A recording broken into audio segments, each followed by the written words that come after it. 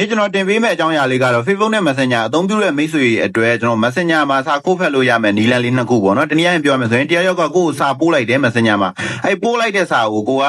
စမ်းမပြဘဲနဲ့ပေါ့နော်စာခိုးဖက်လို့ရမယ်နီလန်လေးနှစ်ခုကိုအစားဆုံးရှင်းပြပေးသွားမှာဖြစ်ပါတယ်ဗျကျွန်တော်ပထမဦးဆုံးအနေနဲ့ကိုယ့်ရဲ့ဒီ Messenger software ကိုတစ်ချက်သွားလိုက်မယ်ပေါ့နော် Messenger software ကိုရောက်ပြီဆိုရင်ပထမဦးဆုံးကျွန်တော်အရင်ဆုံးပြမှာကဒီ Messenger မှာစာလာပို့သမျှသူအားလုံးပေါ့နော်အကုန်လုံးကိုကျွန်တော်စာခိုးဖက်လို့ရမယ်နီလန်လေးကိုအရင်ဆုံးပြပေးပါမယ်ကျွန်တော်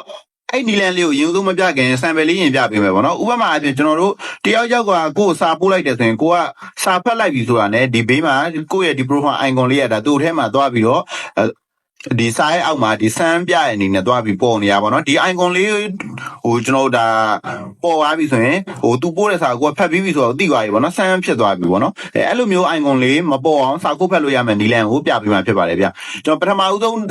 နီလန်လေးကိုအရင်ဆုံးပြပေးမယ်ပထမဦးဆုံးနီလန်လေးကကျွန်တော်ခုနပြောခဲ့သလိုပဲဒီ Messenger မှာစာလာပို့သမျှသူအကုန်လုံးပေါ့နော်အားလုံးကိုကျွန်တော်စာကိုဖတ်လို့ရမယ်နီလန်လေးအားလုံးကိုစမ်းမပေါ်အောင်လုပ်လို့ရမယ်နီလန်လေးအရင်ဆုံးပြပေးပါမယ်ကျွန်တော်ဒီ Messenger ထဲရောက်ပြီဆိုရင်ဒီ bubble ဆုံးမှာကျွန်တော်ဒီအပေါ်မှာဒီ menu bar တန်းလေးရှိရပေါ့နော်ကျွန်တော်မြားလေးထိုးပြပေးထားပါတယ်ဗျအဲ့နေရာလေးကိုတစ်ချက်နှိပ်လိုက်ပါဒီနေရာလေးကိုရောက်ပြီဆိုရင်ကျွန်တော်ဒီအပေါ်ဆုံးတောင်လေးမှာပေါ့နော်ဒီ setting ပုံစံမျိုးလေးရှိရပေါ့နော် setting icon လေးရှိပါတယ်ဗျအဲ့နေရာလေးကိုတစ်ချက်ထပ်ပြီးသွားလိုက်ပါကျွန်တော်မြားလေးထိုးပြပေးထားပါတယ်ဗျဒီနေရာလေးကိုရောက်ပြီဆိုရင်တော့ကျွန်တော်အောက်ကိုနည်းနည်းဆွဲလိုက်ပေါ့နော်အောက်ကိုနည်းနည်းဆွဲလိုက်ရင်ဒီနေရာမှာကျွန်တော်ဘယ်ဟာလေးကိုတွေ့အောင်ရင်လိုက်ရှာရမလဲဆိုရင်ကျွန်တော်တို့ဒီအောက်နားလေးကိုနည်းနည်းဆွဲလိုက်နည်းနည်းဆွဲပြီးပြီဆိုရင်ဒီနေရာမှာဒီ privacy ရင်စေးသီးပေါ့နော်အဲ့ဟာလေးကိုတွေ့အောင်လိုက်ရှာလိုက်ပါဗျဒီဟာလေးပေါ့နော်ဒီ privacy ရင်စေးသီးဆိုတာလေးတွေ့အောင်လိုက်ရှာလိုက်ပါရှာပြီးပြီဆိုရင်အဲ့ဟာလေးကိုတစ်ချက်နှိပ်လိုက်ပါဗျနှိပ်လိုက်ပြီဆိုရင်ကျွန်တော်တို့ဒီနေရာမှာဒီ re-script ဆိုတဲ့ဟာလေးပေါ့နော်ဒီဟာလေးပေါ့ကျွန်တော်အခုအနေလေးဝိုင်းပြီးမြားလေးထုတ်ပြပေးထားပါတယ်အဲ့ဟာလေးကိုတစ်ချက်ထပ်ပြီးနှိပ်ပေးလိုက်ပါဗျဒါလေးကိုတစ်ချက်နှိပ်လိုက်ပြီဆိုရင်ပုံမှန်တိုင်းဆိုရင် show re-script ဆိုပြီးတော့ဒီအပေါ်မှာစာတန်းလေးနဲ့အပိတ်ဖွင့်ခလုတ်ကလေးကိုကျွန်တော်တွေ့ရပါလိမ့်မယ်ဗျဒီအပိတ်ဖွင့်ခလုတ်ကလေးကပုံမှန်တိုင်းဆိုရင်ဒီလိုမျိုးလေးပွင့်နေမှာပဲဖြစ်ပါတယ်အဲ့ကောင်လေးကိုတစ်ချက်နှိပ်ပြီးပိတ်လိုက်ရုံပဲပေါ့နော်ဒီကောင်လေးကိုနှိပ်ပြီးပိတ်လိုက်ပြီဆိုတာနဲ့ကျွန်တော်ခုနကတော့ပြောခဲ့သလိုပဲဒါ Messenger မှာလာပို့သမျှသူအားလုံးကိုကျွန်တော်တို့စာဝင်ဖတ်ရင်တော့စမ်းပေါ်မှာမဟုတ်တော့ဘူးပေါ့နော်ကိုယ့်ရဲ့ profile icon လေးကအောက်မှာသွားပြီးတော့စမ်းပေါ်မှာမဟုတ်တော့ဘူးဒီနီလန်းလေးနဲ့ကျွန်တော်အကုန်လုံးစာကိုဖတ်လို့ရပြီပဲဖြစ်ပါတယ်ကျွန်တော်ပြန်ဖွင့်နေတယ်ဆိုရင်လည်းဒီ clock လေးကိုပြန်ပြီးတော့ဒီလိုမျိုးလေးဖွင့်ပေးထားလိုက်အောင်ပါပဲဗျနော်အရန်လွယ်ပါတယ်ဒါပထမတနည်းပေါ့နော်ဒီ Messenger မှာစာလာပို့သမျှသူအားလုံးကိုကျွန်တော်ဒီနီလန်းနဲ့စမ်းမပေါ်ပဲနဲ့စာကိုဖတ်လို့ရပါတယ်ဒုတိယတနည်းကတော့အားလုံးကိုမလုပ်ဘဲနဲ့ကိုကတဦးတယောက်တည်းကိုပေါ့နော်